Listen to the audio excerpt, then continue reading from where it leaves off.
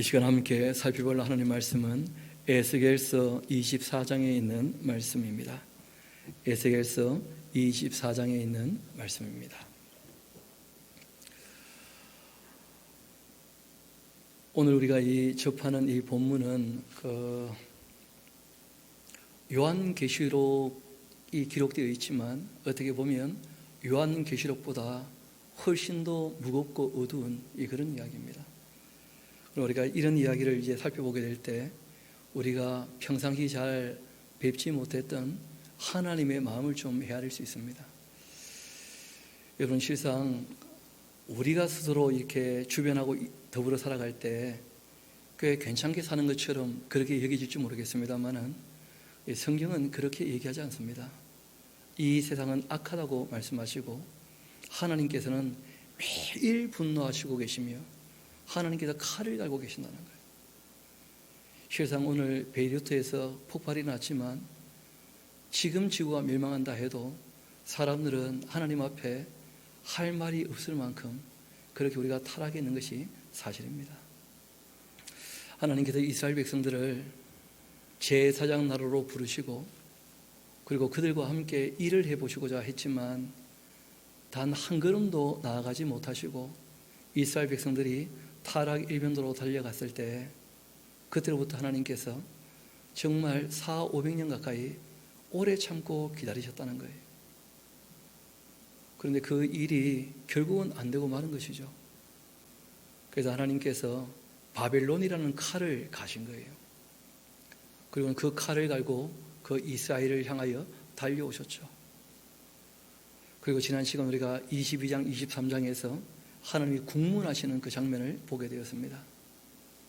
이 사마리아와 예루살렘에 그 목에 칼을 두시고 너희들이 이렇게 해도 너희 죄를 깨닫지 못하겠는가 그렇게 말씀하시지만 이스라엘 백성들은 전혀 자기들이 잘못했다고 생각하지 않습니다.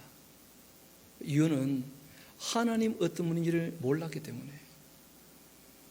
사람들은 자기만 편하면 다 괜찮은 줄 압니다. 요즘도 우리가 그런 걸 보지 않습니까?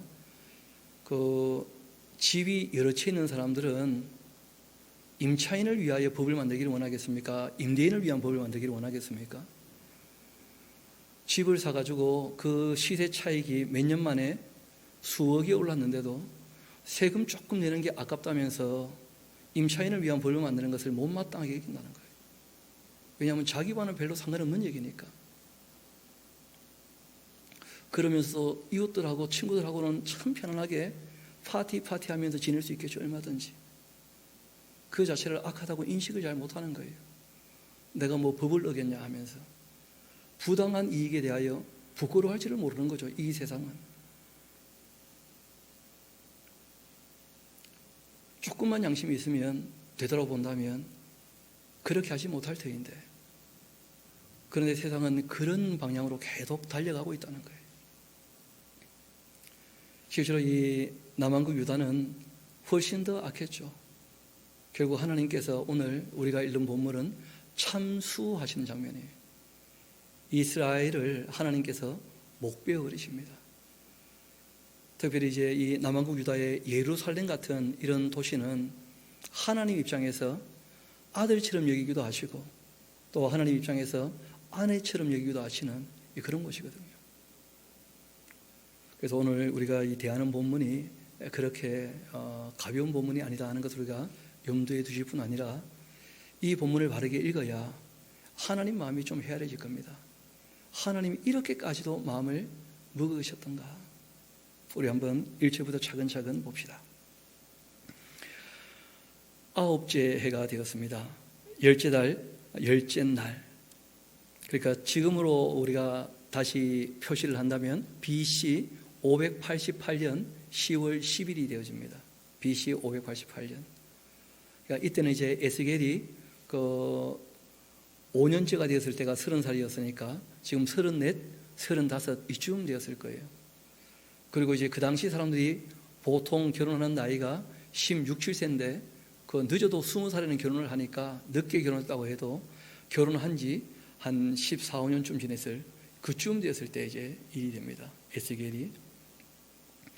그때 여호와의 그 말씀이 에스에게 임하였습니다. 이르시되 인자야 너는 날짜 곧 오늘의 그 이름을 굉장히 강조하신 거예요. 그렇죠? 날짜 곧 오늘의 그 이름, 지금으로 얘기하면 BC 588년 10월 10일 이 날짜를 반드시 기록으로 남겨두라는 거예요. 바벨론 왕이 오늘 예루살렘에 가까이 왔기 때문이다.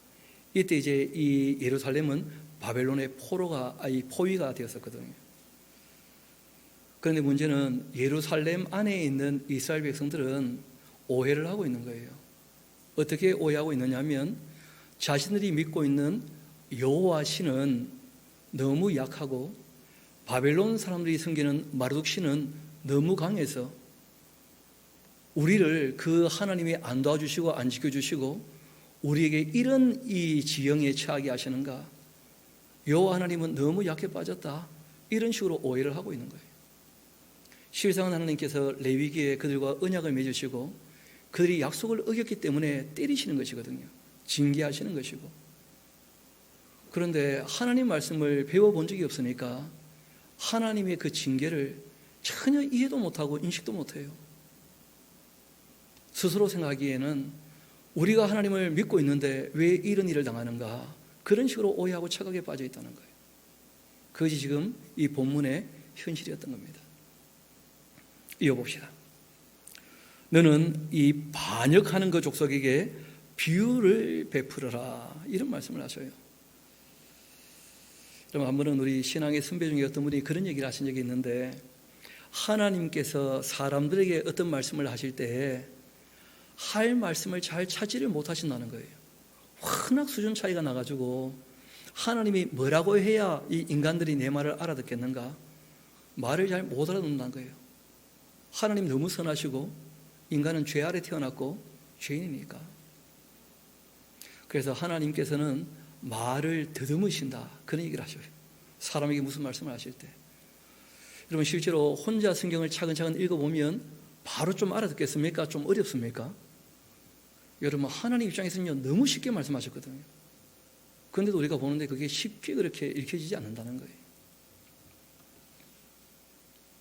그래서 하나님께서 인간들이 사는 거 가만 보시다가 이런 정도의 비유를 하면 알아듣지 않겠는가, 그렇게 해서 에스겔을 통해서 말씀하실 때는 비유를 가지고 말씀하시는 경우들이 몇 번 있었습니다. 이번에도 또 비유로 이제 말씀을 하시는데 3절 봅시다. 너는 이 반역하는 족속에게 비유를 베풀어서 말을 해라, 좀 알아듣도록. 주 여호와께서 이같이 말씀하시기를 가마를 하나 걸어라. 참, 가마가 여러 종류가 있죠. 타는 가마도 가마고 머리 가마도 가마고, 이때 이 가마는 솥가마를 얘기해요. 솥가마. 여러분, 그 어릴 때 큰 솥가마 보신 적 있습니까? 저는 이제 어릴 때 그 영주라는 곳에서 자랐었는데, 그 교회에 1년에 한 2번쯤 큰 잔치가 있으면 그때 이제 솥가마를 꺼내는 거예요. 진짜 큰 가마죠.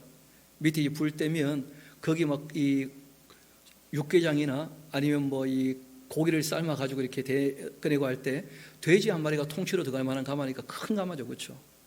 근데 그 가마를 딱 꺼내면 제일 먼저 뭘 하느냐 하면 녹부터 닦아내요. 녹부터.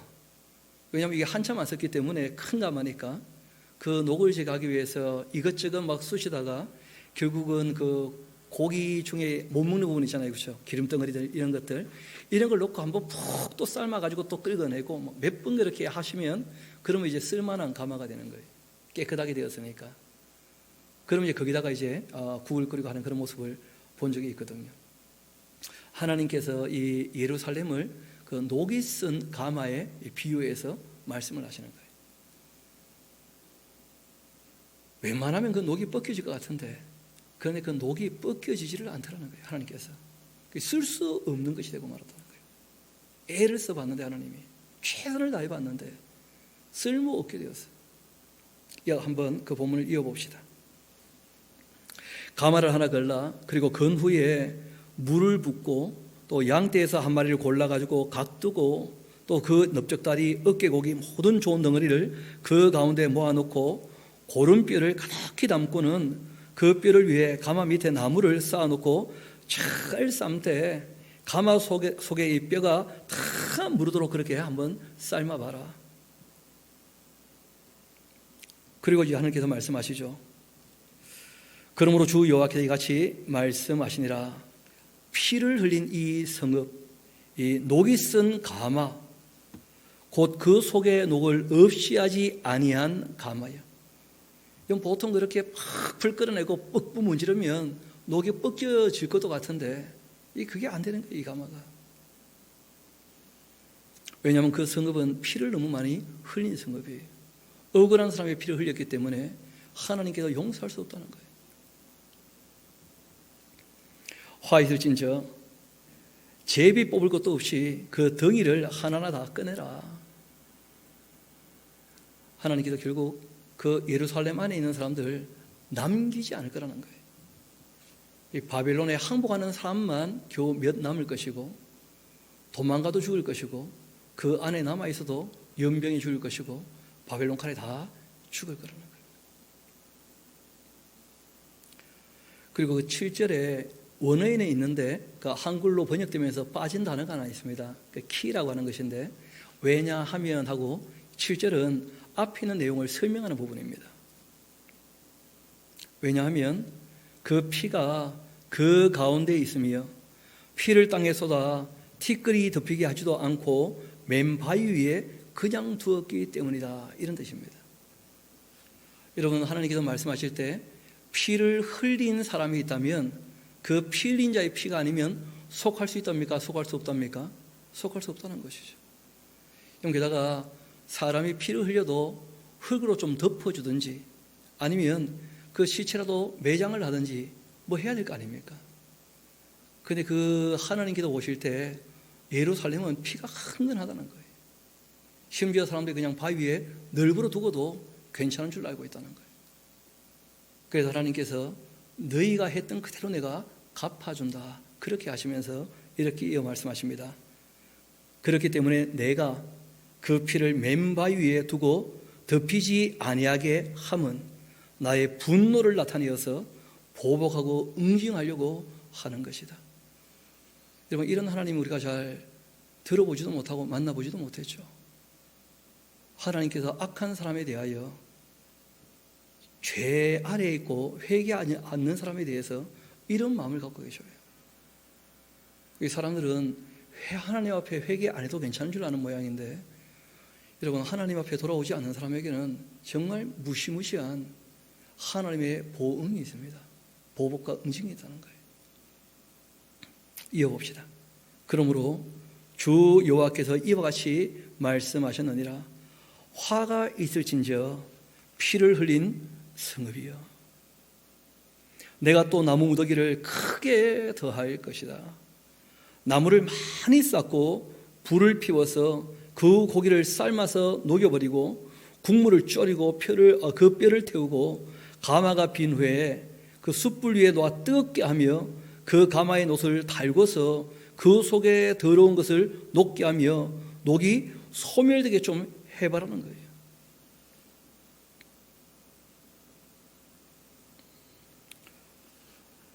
이 성읍이 수고함으로 스스로 피곤하지만 그러나 많은 녹이 그 속에서 벗겨지지 아니하며 불에서도 없어지지 아니하는도다.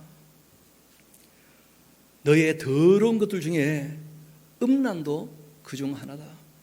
실제로 이제 이스라엘 백성들의 그 음란은 가정에 대한 윤리도 윤리지만 실제로 우상 숭배할 때 항상 따라오는 것이 음란이었죠.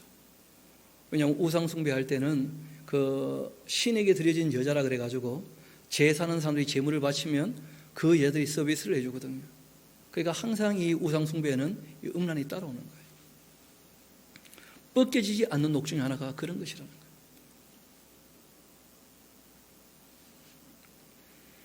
많은 녹이 그 속에서 벗겨지지 아니하며 불에서도 없어지지 아니하는도다.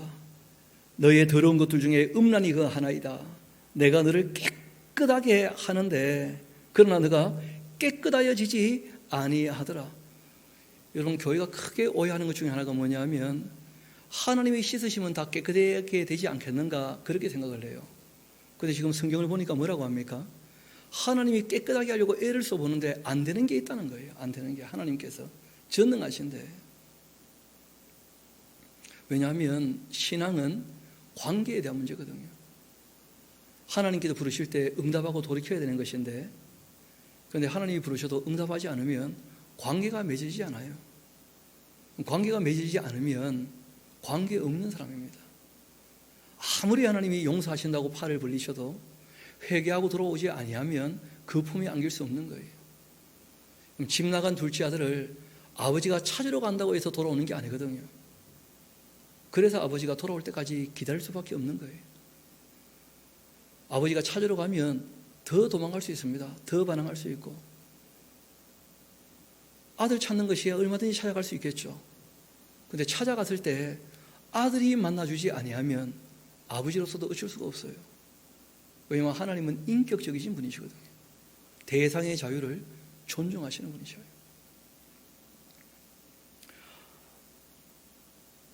내가 너를 깨끗하게 하는데 그러나 너가 깨끗하여지지 아니하니까, 여러분 그 다음에 이런 표현 나오죠. 내가 너에게 향한 분노를 풀기 전에는 너의 더러움이 다시 깨끗하여지지 아니할 것이다. 하나님이 분노를 쏟아내신다. 굉장히 감정적이고 격정적인 표현들이에요. 왜냐하면 여태까지 오래 참고 참으셨거든요. 여러분 자비의 하나님, 긍휼의 하나님, 인자와 진실이 참 많으신 그 하나님께서 이렇게까지 말씀하실 때 그 역사를 우리가 쭉 다 살펴봤지 않습니까? 출애굽 역사부터 시작해서 결국은 하나님께서 레위 사람을, 또 제사장들을, 그리고 또 사사들을, 또 나실린을, 또 왕들을 예언자라고 내게 부지런히 보내왔는데 근데 다 안 되고 말았다는 거예요. 지금은 왜 또다시 우리가 이렇게 살아갈 수 있는가? 신약에 보면 하나님의 아들이 직접 이 땅에 오셔가지고 죽으셨기 때문에 하나님께서 조금 더 참으시는 거예요. 조금 더. 그래서 우리가 지금 이 생명을 더 연장한 것이고 인류 역사가 더 진행이 된 것입니다.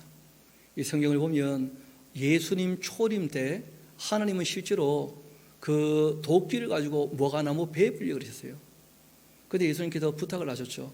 내가 3년만 더 가까보고 난 다음에 그래도 열매가 없으면 배시라고. 그런데 잘 아시는 것처럼 이 이스라엘을 위해서 3년 반 동안 일을 하셨는데 실제적으로 이스라엘에서는 열매가 있었습니까? 없었습니까? 없었다는 거예요. 그래서 이스라엘이라는 그 열매 없는 나무를 AD 70년에 베어버리셨거든요. 그런데 그 과정 가운데 어떤 일이 있었느냐 하면 예수님이 가르쳤던 그 제자들, 그 사도들이 하나님께 돌아오라고 하는, 그 아들로 말미암아 죄를 사하시는 은혜를 베푸신다고 하는 이 복음을 전함으로 돌아오는 사람들이 있었기 때문에 아직까지도 역사가 진행되고 있는 거예요. 아직은 하나님께 돌아오는 사람들이 있다는 거예요. 아직까지는. 그러나 그리 많은 것처럼 보이지는 않죠. 또 하나님께 돌아왔다고 하면서도 실상은 하나님께 관심을 갖기보다는 여전히 자기 욕심에 관심이 많은 거예요. 내가 은혜 받고, 내가 복 받고, 내가 구원 받고, 다 자기를 위한 신앙이 되고 마니까 이 당시에 하나님을 믿는다고 하면서도 하나님과 별로 관계가 없었던 사람들처럼 교회도 지금 그렇게 변질되고 있는 것은 아닌가, 참 염려가 되는 것이죠. 이어봅시다. 14절입니다. 나 여호와가 말하였은즉 이 일이 이루어질지라 내가 돌이키지도 아니하고 그리고 악지도 아니하며 뉘우치지도 아니하고 그렇게 행할 것이다. 그들이 너의 모든 행위대로 너를 재판할 것이다. 이 바벨론이 와서 너희들이 행했던 그 악에 대하여 많은 거라는 거예요. 심판하는 거예요. 하나님의 칼이 되어서, 하나님의 도구가 되어서, 그런 얘기죠. 이것이 여호와의 말씀이었습니다. 그리고 15절 이어봅시다. 여호와의 말씀이 또 내게 임하여 이르시되 인자야 내가 말이다 너의 눈에 기뻐하는 것을 한번 쳐서 빼앗을 거다. 그때 너는 슬퍼하거나 울거나 눈물을 흘리거나 하지 말아야 한다. 이런 말씀을 하신 거예요. 여러분, 에스겔이 가장 기뻐하는 게 에스겔의 아내였거든요. 하나님께서 그 아내를 죽여버리겠다는 거예요, 지금. 왜냐하면 한 3가지 이유가 있습니다. 제일 먼저는 무슨 말씀이냐면 하나님의 분노가 극에 달했다는 거예요. 에스겔뿐 아니라 이 예루살렘에 있는 모든 사람들의 그 아내와 자녀들 다 죽여버리겠다는 게 하나님께서. 그리고 또 이 예루살렘에 있는 사람들이 가장 기뻐하고 아껴보는 것이 뭐가 있느냐면 예루살렘 성전이었죠. 성전. 그 성전을 하나님께서 어떻게 하시겠다는 거예요? 불태워버리겠다는 거예요. 돌 위에 돌 하나 남지 않고 무너뜨리실 거라는 거예요. 실제로 BC 586년 그 5월 달에 그런 일이 일어나고 마는 것이죠. 그런데 이런 일이 있을 때 하나님 입장에 대해서는 노골적으로 말씀은 안 하셨지만 우리가 충분히 미루어 알 수 있는 내용이 있습니다. 그것이 무엇이냐면 실제로는 이 예루살렘이 하나님의 아내라는 거예요. 하나님의 아내. 예루살렘이 무너지는 것은 하나님께도 큰 아픔과 슬픔이고 충격입니다. 여러분, 누가 한번 그 고통에 대한 지수를 한번 정해해 봐서 정리를 했다 그러시던데, 거기 보면 그 부모가 죽는 것보다 더 큰 고통이 자녀가 죽는 거예요. 자녀가. 근데 부모나 자녀가 죽는 것보다 훨씬 더 큰 고통이 배우자가 죽는 거라고 합니다. 배우자가. 왜냐하면 우리가 부모님 품에 안겨서 사는 날은 10년 정도밖에 안 돼요. 그리고 부모님과 함께 있어도 다 딴 방에서 자지 않습니까? 실상 배우자는 부모님들보다 훨씬 오래 같이 살죠. 그것도 한 방에서. 지금 에스겔 같은 경우는 한 10수년 같이 지냈지 않습니까? 여러분, 사람이 너무 큰 충격을 받으면 울지도 못한다 그래요. 그냥 먹먹해져요. 먹먹해. 고함 지를 힘이 남아있을 때는 아직 충격이 덜 큰 것일 수 있어요. 오히려 악소리 한 번 못 내고 까무러칠 수 있다는 거예요. 너무 큰 충격을 받으면. 지금 에스겔에게 그런 충격이 너에게 닥칠 것이다. 그런 식으로 말씀을 하신 거예요. 울지도 말라는 거예요. 죽은 자들을 위하여 슬퍼하지도 말고 조용히 탄식하고 수건으로 머리를 동이고 발에 신 신고 입술을 가리지 말고 사람이 초당집에서 먹는 음식물을 먹지 말라. 그런 말씀을 하신 거예요. 하기야 뭐 음식물이 넘어가겠습니까? 목에. 우리는 조금 이 문화가 다른데 우리는 보통 장례식을 하면 장례식을 하는 집에서 보통 음식을 대접하죠. 그렇죠? 오시는 분들 있으면. 그런데 이스라엘 백성들은 그 상인하게 되면 그 집에 있는 사람들은 아무것도 안 하게 해요. 그 주변에서 이 음식을 가져다 와서 그 사람들을 먹인다는 겁니다. 그런데 하나님께서 그들이 갖고 온 음식 전혀 먹지 말라는 거예요. 18절 봅시다. 내가 아침에 백성에게 이 말을 했는데 하나님께서 이런 말씀을 하셨다고. 그리고 저녁에 집에 와보니까 내 아내가 죽었으므로. 아침에 내가 받은 명령대로 행하면서 행하니까 백성이 물어보죠. 왜 울지도 않고 슬퍼하지도 않고 왜 아무것도 안 먹고 그러고 있느냐. 백성들이 와서 물어볼 거 아닙니까? 에스겔에게. 아내가 죽었는데. 백성이 내게 이르되 너가 행하는 이 일이 우리와 무슨 상관이 있는지 너는 우리에게 좀 말하지 아니하겠냐 했더니 에스겔이 그들에게 대답을 하죠. 여호와의 말씀이 나에게 임하여 이르시되 너는 이스라엘 족속에게 이르기를 주 여호와의 그 말씀에 나의 성소는 너희 세력의 영광이었고 너희 눈의 그 기쁨이고 너희 마음의 아낌이 되거니와 내가 더럽힐 것이고 너희의 버려둔 자녀를 칼에 엎드려지게 할 것이다. 너희들이 가장 기뻐하고 아껴보던 것 내가 없애버리겠다. 그렇게 말씀하셨다는 거예요. 너희가 에스겔이 행한 바와 같이 행하여 입술을 가리지 아니하며 사람의 음식물을 먹지 아니하며 수건으로 머리를 동인 채 발에 신을 신은 채로 두고 슬퍼하지도 아니하며 울지도 아니하되 지약 중에 패망하여 피차 바르고 탄식하게 될 것이다. 너희들 슬퍼할 길도 없을 거야. 왜냐하면 너무 큰 충격과 함께 뭐로 잡혀갑니까? 노예로 잡혀가니까. 그런 일들을 너희가 다 당하게 될 거다. 그런데 실상은 그 감정적 충격은 누가 똑같이 받으시는 거예요? 하나님께서. 그 에스겔의 아내가 죽을 때 에스겔이 경험해 보는 거예요. 하나님 마음은 얼마나 아프셨겠는가. 지금 그런 얘기거든요. 단지 이스라엘 백성만 예루살렘의 성전을 아껴보는 게 아닙니다. 하나님께서 이 땅에 그 사람들을 다스려 나가실 때 사람들이 하나님께 자원해서 기쁨으로 드렸던 선물이라는 것은 거의 없었습니다. 보통 다 서원이었죠. 그렇죠? 이렇게 해주시면 내가 이렇게 하겠습니다. 보통 그런 것이었고 실제로 하나님 쪽에서는 응답하셔도 서원을 안 갚는 일들이 너무 많았다는 거예요. 예수님께서 오죽하시면 맹세 자체를 하지 마라. 하나님 앞에.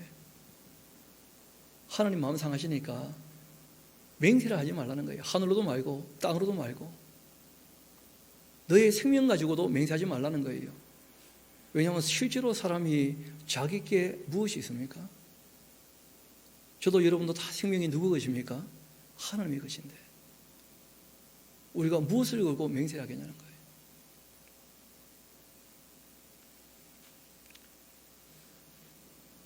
아무것도 우리의 것이 없는 것이죠.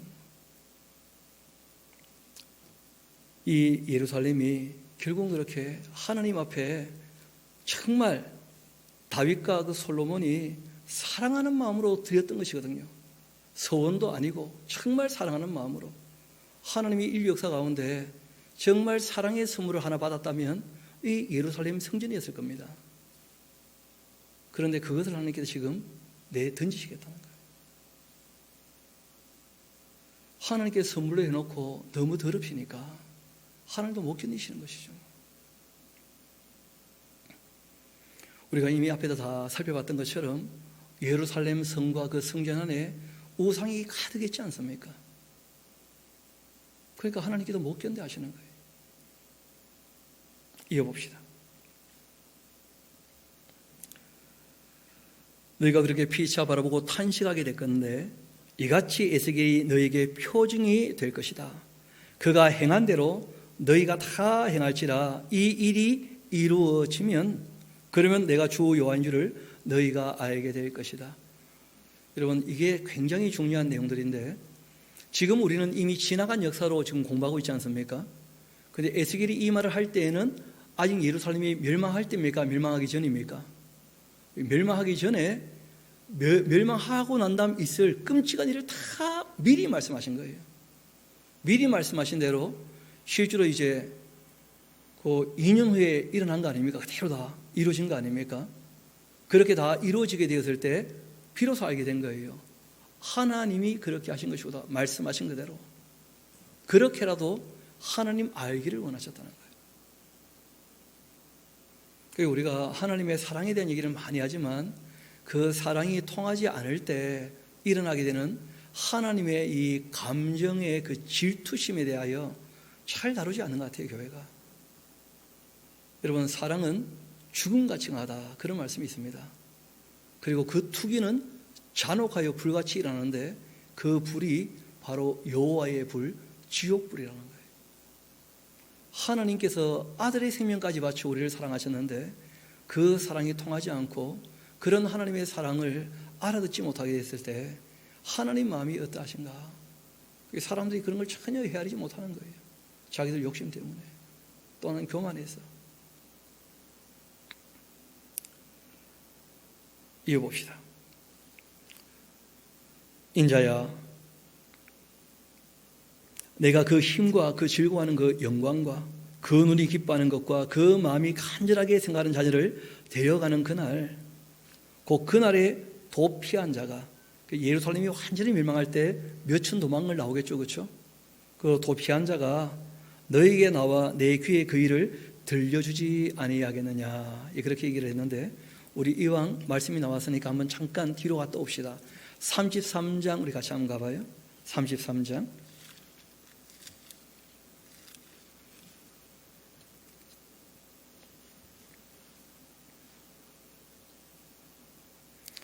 21절, 22절, 33장 제가 한번 읽어드리겠습니다. 우리가 사로잡힌 지 12째 해 10째 달 5째 날에 예루살렘에서부터 도망하여 온 자가 내게 나와 말하기를 그 성이 함락되었다, 그렇게 했다는 거예요. 그 도망한 자가 내게 나오기 전날 저녁에 여호와의 손이 내게 임하여 내 입을 여시더니 다음 아침 그 사람이 내게 나올 그때에 내 입을 여기로 내가 다시는 잠잠하지 아니하였다. 이 말씀하신 그대로 이 에스겔은 예루살렘에서 도망쳐 나온 사람을 통하여 예루살렘이 멸망했다는 것을 다 전해 듣게 되었습니다. 다시 우리 본문의 말씀으로 돌아가도록 합시다. 24장 27절입니다. 그날 너의 입이 열려서 도피한 자에게 말하고 다시는 잠잠하지 아니하리라. 실제로 이제 잠잠하지 않고 무엇을 얘기하느냐 하면 죄를 고발하고 하나님의 은혜에 대해서 다시 얘기하게 되어져요. 그게 이제 좀 전에 우리가 읽었던 33장 뒤에 나가는 그 내용들이거든요. 이같이 너는 그들에게 표징이 될 것이고 정말 그 모든 일이 이루어지게 되면 그들은 그때에 가서라도 내가 여호와인 줄을 알게 될 것이다. 미리 말씀하신 대로 다 이루어졌기 때문에 그래서 에스겔이 진짜 예언자라는 것을 누구나 인정할 수 있었고 그래서 이 에스겔서가 지금 우리에게 성경으로 주어진 거예요. 왜냐하면 그 시대를 지나가는 사람들은 부인할 수 없는 사실이었다는 거예요. 에스겔이 외친 대로 다 어떻게 되었다는 거예요? 다 성취되었다는 거예요. 그래서 이스라엘 백성들은 오히려 바벨론에 가서 하나님을 조금 알아보게 되었다, 그런 얘기들이 있죠. 앞으로 한번 봅시다. 여러분, 하나님이 바벨론이라는 칼을 가셔가지고는 그리고 이제 이 칼을 뽑아들고 그 예루살렘을 향해 다가오시고는 그 국문했다는 말씀드리지 않습니까? 그리고 드디어 이제 어떻게 되었다고요? 참수. 그 베어 버리시면 그 일이 실제로 이제 이루어질 때 그들이 하나님을 알게 될 거예요. 그렇죠? 바벨론에 가서 그렇게 해서 이제 베어 버리시면 그 안에 피가 묻은 그 칼을 가지고 어떻게 하시겠어요? 이 아내와 노닥거렸던 주변 모든 나라들, 그 나라를 가만둘 수가 없다는 거예요. 우리가 앞에서부터 쭉 읽어왔다면 이해가 되실 겁니다. 그 굉장히 성적인 표현들이 많았었죠, 그렇죠? 마치 물나는 여자가 이 남자 저 남자 품에 안겼던 것처럼 그렇게 하는 게도 표현을 하셨거든요. 그러니까 이 여자가 죽을 때 또 구경거리 났다고 해가지고 그거 보러 왔던 동네 남정네들, 그 여자와 놀아왔던 모든 사람들, 그거 어떻게 하겠습니까? 가만둘 수 없잖아요. 그러니까 이제 이 이스라엘이 멸망당할 때, 예루살렘이 무너지게 될 때 바벨론의 칼날에 주변 모든 나라가 무너지게 될 거예요. 그 내용이 이제 뒤에 따라 나오는 내용이 되어집니다. 그리고 이제 이스라엘 백성들은 그 말라는 그 언어 습관 또는 글 쓸 때 이 습관이 조금 있는데 그런 걸 조금 눈여겨두시면 글을 읽어나갈 때 좀 도움이 될 겁니다. 중요한 것을 먼저 말합니까? 중요하지 않은 것을 먼저 말합니까? 우리는 보통 중요한 거 먼저 말하죠, 그렇죠? 근데 이스라엘은 좀 달라요. 이스라엘은 중요하지 않은 거 먼저 말해놓고, 그러니까 오프닝 게임이죠, 그렇죠? 오프닝 게임. 그리고 진짜 말해야 되는 메인에 대한 이 메인 게임 이야기는 뒤에 해요. 그래서 창세기를 봐도 그 야벳 이야기 먼저 하고 함 얘기하고 그 다음에 셈족 얘기하면서 아브라함 얘기를 하는 그런 형식으로 이제 말씀을 하시거든요. 마찬가지로 이 남유다 얘기를 다 끝내놓고 난 다음 주변 나라들 얘기를 할 때 주변 나라들 중에 제일 이 가벼운 이야기부터 먼저 시작하십니다. 그게 이제 오늘 우리가 드렸던 그 지도를 보시면 좀 도움이 되실 건데 이 암몬과 모압과 그 에돔과 블레셋에 대한 이야기를 먼저 하셔요, 먼저. 그리고 진짜 얘기하고자 하는 나라는 두 나라가 따로 있습니다. 그 어떤 나라냐면 두로라고 하는 나라하고 그리고 애굽이라는 나라예요, 애굽이라는 나라. 왜냐하면 두로가 큰 나라였었거든요. 그리고 잘 아시는 것처럼 바벨론이 쳐들어와도 여전히 누구에게 의지하려고 합니까? 애굽에게. 그래서 이 두 나라에 대하여 쳐서 예언한 내용이 실제로는 메인 스토리예요. 그리고 앞에 나오는 이 주변 나라들, 특별히 이제 암몬과 모압과 그 에돔과 이 블레셋 사람들 대한 얘기는 오프닝 게임이기도 한데 그럼에도 불구하고 그 내용을 읽어보면 하나님이 무엇을 좋아하시고 무엇을 싫어하시는지, 그리고 어떤 일에 대하여 그렇게 마음 상해하시는지 하나님의 성품을 좀 우리가 알아둘 필요가 있습니다. 우리가 하나님의 성품을 너무 모르고 그냥 내 좋은 대로 하나님을 섬기는 게 아닌가, 그런 생각들을 할 수밖에 없어요. 특별히 이제 복음이란 말은 너무 좋은데 복음주의자들은 성경 읽으면서 부담되는 내용들은 안 보는 것 같아. 그냥 본인들이 읽고 자기들 기분 좋은 얘기를, 하나님이 이렇게 나에게 기쁨을 주셨다, 그게 자기밖에는 모르는 것 같아. 자기밖에는 하나님 마음이 어떠하신지를 헤아려 볼 마음이 잘 없는 것 같아. 우리 오늘 25장까지 보게 될 텐데 한번 봅시다. 주변 나라들 이야기죠. 여호와의 말씀이 또 내게 임하여 이르시되, 인자야 너의 얼굴을 암몬 족속에게 돌리고 그들에게 예언하라. 동쪽에 있는 나라죠, 그렇죠? 그 암몬. 너는 암몬 족속에게 이르기를, 너희는 주 여호와의 말씀을 들어봐라. 주 여호와께서 이같이 말씀하셨는데, 나의 성소가 더럽힘을 받을 때, 그러니까 예루살렘이 어려움 당할 때, 그때를 얘기하는 것이죠. 그럴 때 너가 그것에 관하여, 이스라엘 땅이 또 황폐할 때에 너가 그것에 관하여, 또 유다 족속이 사르펴갈 때에 너가 그들에 대하여 이르기를, 아하 좋다, 그렇게 했다는 거예요. 여러분, 우리가 다 죄인인 것은 사실인데, 여러분, 어떤 이 악한 사람들이 하나님께 맞을 때, 그때 악한 사람이 맞는다고 해서 좋아하는 것도 하나님 안 좋아하신다는 거예요. 오히려 악한 사람이 맞을 때 자기를 돌아봐야 돼요. 나에게는 저런 가정한 것이 없는가? 나에게는 흠이나 티나 주름 잡은 것이 없는가? 자기를 돌아보는 시간을 갖고 오히려 그들을 위하여 하나님께 긍휼과 자비를 구해야 될 거 아닙니까? 확실히 남유다가 악해서 망했죠. 그 악해서 망했음에도 불구하고 악한 자들이 망할 때 이 땅에서 똑같이 죄 아래 있으면서 기분 좋다, 잘 망했다, 그렇게 박수치고 있다면 더 큰 심판이 있을 수 있다는 거예요. 그래서 성경은 우리에게 이런 말씀하십니다. 긍휼히 여기는 자에게는 긍휼이 있는 심판이 있을 거라는 거예요. 그런데 긍휼히 여기지 않으면 하나님의 심판은 혹독한 것이죠. 그래서 긍휼이 심판을 이긴다, 이런 말씀도 있거든요. 성경에 여러 군데 이런 표현들이 나옵니다.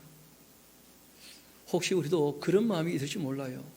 코로나19 우리나라는 꽤 나름대로 잘하고 있지 않습니까? 대처를. 그런데 일본이 어려워지는 거 보면서 좋아하는 사람들 의외로 또 많더라고 보니까. 여러분, 하나님 마음을 상하게 하는 것입니다. 그런 표현들은.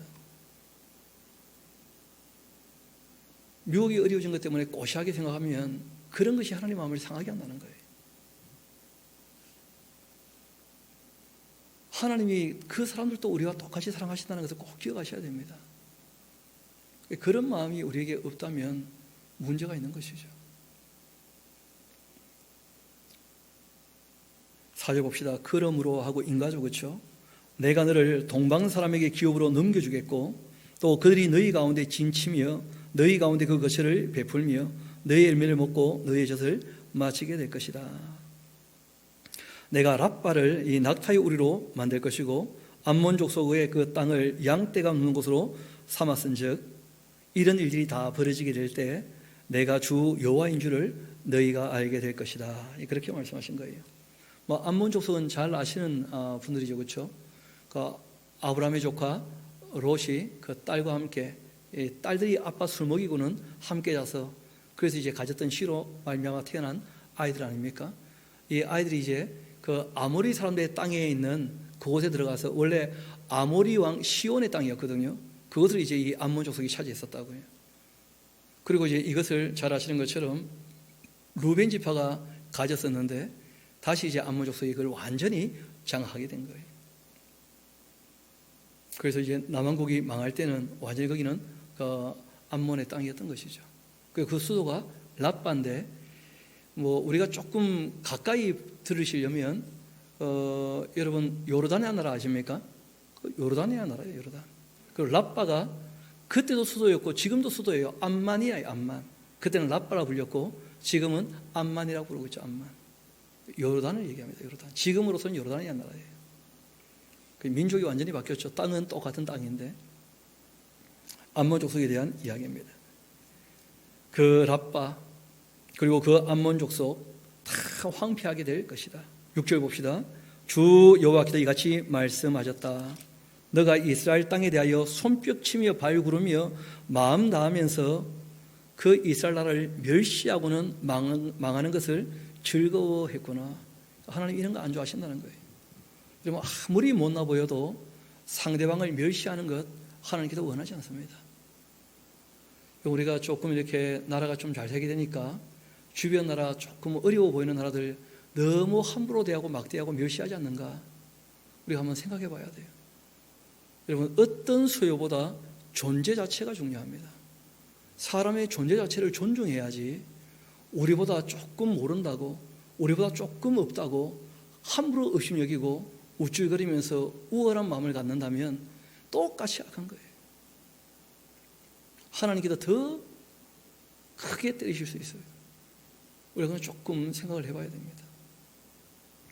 하나님께서 이 암몬이라는 나라가 남왕 유다가 멸망하게 될 때 멸시하면서 그 망하는 것을 즐거워하는 것, 이거 하나님께서 지켜보시다가 야, 참 악하다 저것들, 그렇게 마음 가지셨다는 거예요. 우리가 정말 그런 마음이 일어나지 않게 정말 조심해야 됩니다. 그런즉 내가 손을 너희 위에 펴서 너를 다른 민족에게 넘겨줘 버리고 노략당하게 하고 너를 만민 중에 끊어버리며 너를 여러 나라 가운데서 패망하게 하여 멸할 것이다. 내가 주 여호와인 줄을 너희가 알리라. 그렇게 하셨다는 거예요. 역사 가운데 이 암몬은 사라지고 말았죠. 말씀 그대로.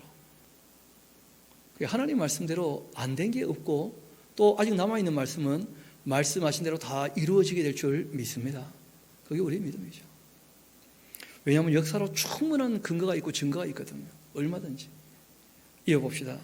주 여호와께서 같이 말씀하셨는데 모압과 함께 그 세일, 모압, 세일, 에돔 그렇게 보이시죠, 그렇죠? 모압은 마찬가지로 그 암몬과 형제였던 그 사람이었고, 이 세일이라고 하는 것은 그 뜻이 검다는 뜻입니다. 검다. 그러면 세일가스 이런 거 들어보신 적이 있죠? 원래 이 석유를 시추할 때 그 액체가 나오지 않고 땅이 시커매면 이건 못 쓰는 거다. 그래서 이제 그 버려뒀던 것이었는데, 근데 그 시커먼데 이제 물을 뿜어 넣어가지고는 거기에서 요즘에는 석유를 뽑아내지 않습니까? 그 세일이라고 하는 말이 검다는 뜻이에요, 검다. 그리고 이제 에돔은 북다는 뜻이죠, 뭐. 실제로 그 땅 가보면 실감이 납니다. 그러니까 그 붉은 사막이 있고, 그리고 아주 땅이 거무튀튀한 곳이 있어요. 거기가 세일이죠, 세일. 그리고 그 위가 이제 모압이 되어집니다. 우리 한번 봅시다. 주 여호와께서 같이 말씀하셨는데 모압과 세일이 이르기를 유다 족속은 모든 이방과 다름이 없다. 그렇게 했다는 거예요. 여러분 어떻게 생각하십니까?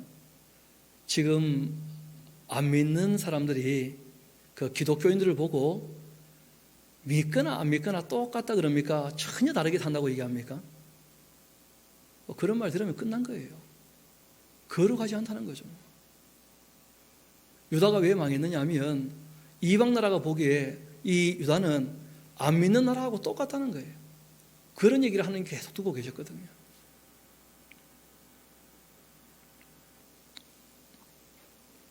유다 족속은 모든 이방과 다름이 없다. 그런 얘기를 한다는 거예요. 전혀 거룩하지 않고 하나님이 율법을 주셨는데 애국과 다르게 살라고 가나안 땅 사람들과 다르게 살라고 율례법들을 주셨는데 근데 모든 사람들의 평가가 다를 바가 뭐가 있냐 똑같이 그렇게 얘기를 했다는 거예요.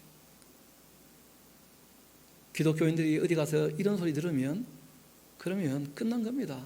하나님께서 그런 사람들 용납할 수 없다는 거예요. 실제로는. 이어봅시다.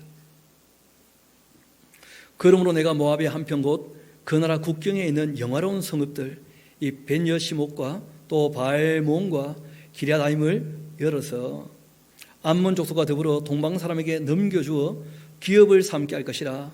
암몬 족속이 다시는 이방 가운데에서 기억되지 아니하게 하려니와 내가 모압에 벌을 내리니 내가 주 여호와인 줄을 너희가 알게 될 것이다 하고 이제 말씀하신 거예요. 여러분 실제로 좀 전에 우리는 그 유다에 대한 얘기를 했습니다만은 우리가 뒤집어서 모압과 그리고 세일에 대한 이야기로 다시 한번 정리를 해야 됩니다. 여러분, 이 악한 사람들이 그 믿는 사람들을 보고서도 그들이 믿는 하나님이 누군지를 알아보지 못한다면 그럼 하나님께 나올 수가 없겠죠. 그렇죠? 둘 다 문제인 거예요. 유다는 거룩하지 않아서 문제인 것이고, 그리고 이 이방인들은 그들을 보면서도 그들이 믿는 하나님을 좀 찾아와야 될 텐데 근데 전혀 눈치를 채지 못하는 거죠. 그러니까 우리가 하나님을 얘기할 때 크게 4가지 또 5가지 하나님의 거룩하신 모습을 얘기하지 않습니까? 하나님은 스스로 계시는 분이시다. 그런 신이 하나님 이외에 누가 계십니까? 스스로 계시는 분이. 그렇다면 자기들의 우상을 버리고 스스로 계신 하나님께 돌아와야죠. 세상 어느 신이 태초에 천지 만물을 창조한 전지전능한 신이시겠습니까? 그런 신은 여호와 하나님 이외에 없지 않습니까? 그러면 그 하나님께로 돌아와야죠. 그런데 우리 신이나 너네 신이나 똑같다 그렇게 함부로 얘기해버리면 방법이 없는 거죠. 자기들의 신은 자기들이 알잖아요. 자기 나라에 도움이 되고 관장하는 신이라는 것. 그럼 우리가 잘 알다시피 하나님은 무소부지하신 분이시잖아요. 아니 계신 곳이 없는 천지에 충만하신 분 아닙니까? 그럼 그 하나님께로 돌아와야죠. 우상을 버리고. 그런데 다 똑같다고 얘기를 해버리는 거예요. 그냥 그 하나님은 영원 불변하신 분이신데 우리가 지금은 다 알지 않습니까? 여러분, 지금 몰렉이 어디 있습니까? 림몬이 어디 있습니까? 다곤이 어디 있습니까? 우상이라는 거 다 드러나고 다 없어졌잖아요. 여호와 하나님은요, 그때도 지금도 동일하신 하나님이신 줄 믿습니다. 그러면 그 하나님께로 돌아와야죠. 그런데 이 세상은 그렇지 않다는 거예요. 똑같다. 사람이 뭐라도 하나 믿으면 되는 것이지 왜 그 하나님을 믿냐? 또 안 들어온다는 거예요. 그래서 이 모압과 셀이 멸망했다는 거예요. 그 로마서 1장을 보면 그런 말씀이 있죠. 하나님께서 하나님 알만한 것을 분명히 보여주셨다는 거예요. 창조 세계를. 그 우리가 자연계시라는 게 있지 않습니까? 그렇다면 하나님께 돌아왔어야 될 텐데 내 생명의 주인이 누구인지 나의 삶에 필요한 모든 것들을 공급하시는 분이 누구신지 그걸 알고 돌아와야 되는데 그래서 하나님께 돌아오지 않은 것 자체가 하나님의 심판의 대상이 된다는 거예요. 좀 더 이어봅시다. 그렇게 이 모압이 벌을 받고 망하게 되었는데 그런 일들이 다 벌어지게 될 때 내가 주 여호와인 줄을 너희가 알게 될 것이다. 여기 나오는 그 도시 이름들은 다 모압의 아주 중요한 도시들입니다. 참고로 말씀드린다면 벳 여시못 하는 말은 벳은 집이죠, 그렇죠? 사막에 있는 집이다. 그런 뜻이 되어집니다. 그리고 바알모는 그 바알이 주저주, 그 바알이 거주하는 곳이다. 그런 뜻이에요. 기랴다임이라고 하는 이 성은 그 2개의 성읍이다 이런 뜻인데 실제로는 2개의 성읍이 합쳐진 것처럼 아주 힘이 있고 큰 성이다 그런 의미예요.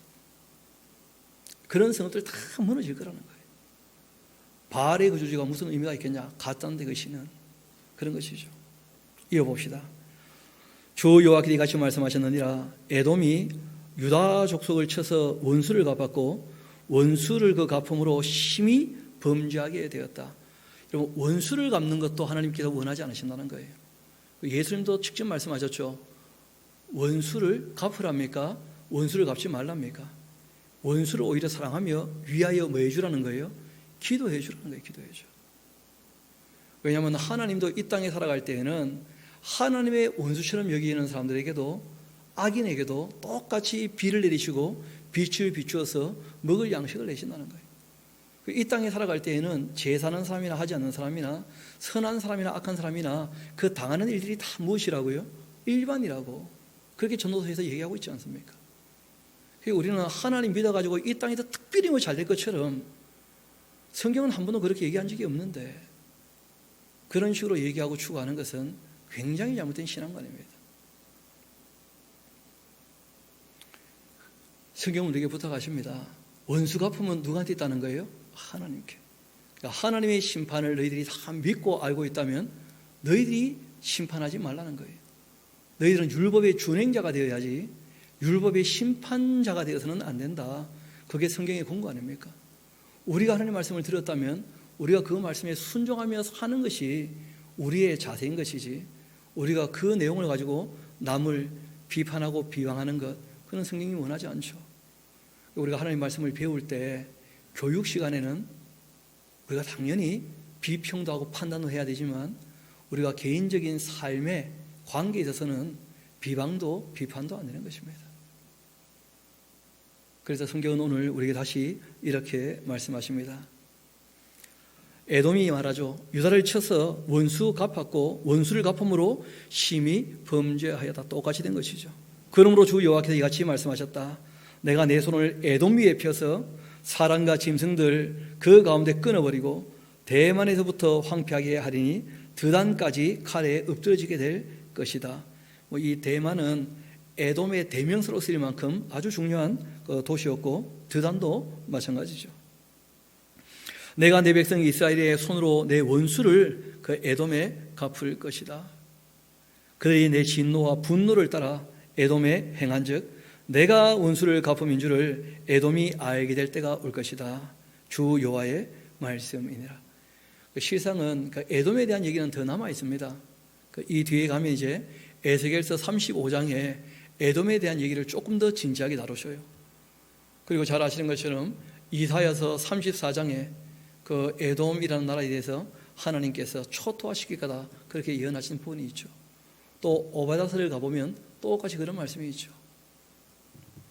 예레미야서 49장에도 똑같이 에돔 멸망에 대하여 말씀하고 계시지 않습니까?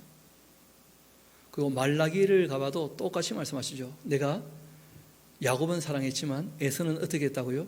미워했다는 거, 미워했다. 이어봅시다. 15절 다시 한번 봅니다. 주 여호와께서 같이 말씀하셨다. 블레셋 사람이 옛날부터 미워하여 멸시하는 그 마음으로 원수를 갚아 진멸하고자 그렇게 했던 모양인데, 이스라엘을. 그러므로 주 여호와께서 이같이 말씀하신다. 내가 블레셋 사람 위에 손 펴서 그렛 사람을 끊어버리고 해변에 남은 자를 진멸할 것이다. 여러분, 그 블레셋을 보니까 해변에 있는 나라죠, 그렇죠? 해변에 있는 나라, 블레셋이라는 나라 자체가. 그 그렛이라고 하는 것은 블레셋 사람의 그 별칭 같은 것입니다. 그렛 사람.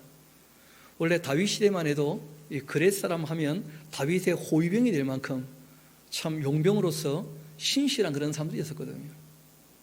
그런데 뭐 점점 타락했고 이스라엘보다 더 타락했죠, 당연히. 하나님께서 진멸하실 것이다, 이렇게 말씀하셨습니다. 17절 이어봅시다. 분노의 책벌로 내 원수를 그들에게 크게 갚을 것이다. 내가 그들에게 원수를 갚은 즉 내가 여호와인 줄을 그들이 알리라. 하나님의 심판이 단행될 때, 그때 하나님이 어떤 분인지 알면 늦은 거예요.